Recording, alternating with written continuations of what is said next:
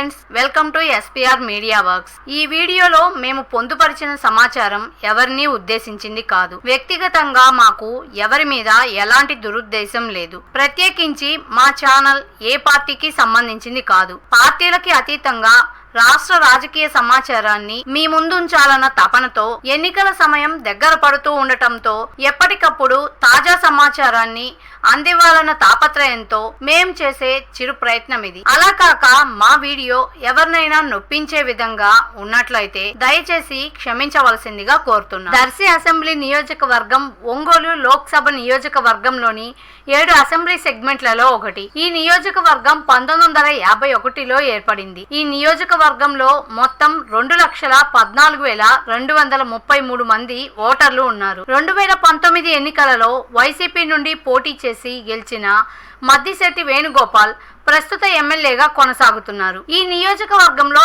ఇటు వైసీపీకి అటు టీడీపీకి బలమైన క్యాడర్ ఉంది. గత 60 ఏళ్లుగా ఇక్కడ ఒకసారి పోటీ చేసి గెలుపొందిన ఎమ్మెల్యే తిరిగి గెలుపొందిందే లేదట. ప్రతి ఎన్నికల్లో కొత్త వ్యక్తిని ఎన్నుకోవటం ఈ నియోజకవర్గంలో ఆనవాయితీగా వస్తుంది. అయినప్పటికీ ఈ నియోజకవర్గంలో కాపు సామాజిక వర్గాందే పైచెయ్యి. 2014 ఎన్నికలలో టీడీపీ బీజేపీ ఉమ్మడి అభ్యర్థిగా పోటీ చేసిన సిద్ధా రాఘవరావు వైసీపీ అభ్యర్థి బూచేపల్లి శివప్రసాద్ రెడ్డిపై 1,574 ఓట్ల మెజారిటీతో గెలుపొందారు. చంద్రబాబు కేబినెట్ లో మంత్రి పదవి చేపట్టిన సిద్ధా రాఘవరావు దర్శిలో విపరీతమైన అభివృద్ధి పనులు చేపట్టారు. దీంతో ఒకానొక దశలో అభివృద్ధి అంటే సిద్ధాకు ముందు సిద్ధాకు తర్వాత అన్నట్టుగా చెప్పుకుంటారట. అంతలా దర్శిలో సిద్ధా రాఘవరావు పాతుకుపోయారు. అనంతరం జరిగిన ఎన్నికలలో కొన్ని కారణాల వల్ల సిద్ధా పోటీ చేయలేకపోయారు. 2019 ఎన్నికలలో వైసీపీ అభ్యర్థి మద్దిశెట్టి వేణుగోపాల్, టీడీపీ అభ్యర్థి కదిరి బాబురావు మరియు జేఎస్పీ అభ్యర్థి బొటుకు రమేష్ బాబులపై 39,057 ఓట్ల మెజారిటీతో గెలుపొందారు. ఇక 2024 ఎన్నికల కోసం ఉమ్మడి ప్రకాశం జిల్లాలోని అన్ని నియోజకవర్గాలకు అభ్యర్థులను ప్రకటించిన టీడీపీ అధిష్టానం దర్శిలో మాత్రం అభ్యర్థిని ఖరారు చేయడంలో ఆచితూచి వ్యవహరిస్తోంది.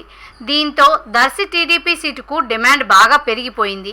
అధిష్టానం ఎవరిని ఇక్కడ అభ్యర్థిగా నిర్ణయిస్తారోనని క్యాడర్లో నరాలు తెగే ఉత్కంఠ నెలకొంది. కానీ చివరి నిమిషంలో గొట్టిపాటి లక్ష్మికి సీటు ఖరారు చేశారు. ఇంతకీ డాక్టర్ గొట్టిపాటి లక్ష్మి వేరే మరెవరో కాదు, కాకలు తీరిన రాజకీయ యోధుడు దివంగత గొట్టిపాటి హనుమంతరావు మనవరాలు. అలానే దివంగత టీడీపీ సీనియర్ నేత మార్టూరు మాజీ ఎమ్మెల్యే గొట్టిపాటి నరసయ్య కుమార్తె. ఇంకా ప్రస్తుత అద్దంకి టీడీపీ ఎమ్మెల్యే గొట్టిపాటి రవికుమార్ అన్న కుమార్తె కావడం విశేషం. అంతేకాదు నర్సరావుపేటకు చెందిన AP state TDP doctors cell vice president doctor Kadiyala Venkateswararao కోడలు మరియు కడియాల లలిత సాగర్ భార్య. ఈమె ప్రస్తుతం నర్సరావుపేటలో డాక్టర్ వృత్తిలో కొనసాగుతుంది. ఇక డాక్టర్ బూచేపల్లి శివప్రసాద్ రెడ్డి విషయానికి వస్తే తండ్రి బూచేపల్లి సుబ్బారెడ్డి నుంచి రాజకీయాలను వారసత్వంగా పొందారు. వైద్య విద్య పూర్తి కాగానే శివప్రసాద్ రెడ్డి రాజకీయ రంగ ప్రవేశం చేశారు. 2024 ఎన్నికలలో దర్శి అసెంబ్లీ నియోజకవర్గంలో గట్టి పొలిటికల్ బ్యాక్గ్రౌండ్ కలిగిన ఈ ఇద్దరు అభ్యర్థుల్లో టీడీపీ నుండి డాక్టర్ గొట్టిపాటి లక్ష్మి మరియు వైసీపీ నుండి డాక్టర్ బూచేపల్లి శివప్రసాద్ రెడ్డి పోటీ చేస్తున్నారు. వీరిద్దరి మధ్య హోరాహోరీ పోరు జరగనుంది.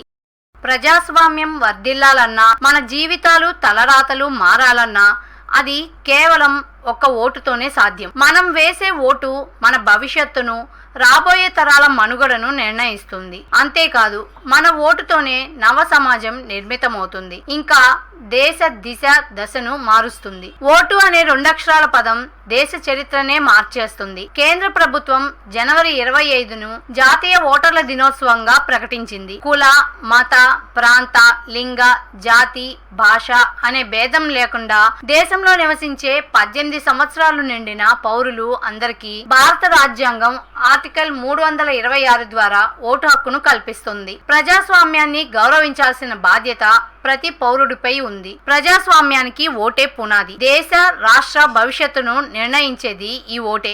అలాంటి ఈ ఓటును డబ్బుకు, మద్యానికి అమ్ముకోకుండా భారత ప్రజాస్వామ్య పరిరక్షణ కోసం ప్రతి ఒక్కరూ తప్పనిసరిగా తమ ఓటు హక్కు వినియోగించుకోవాలి.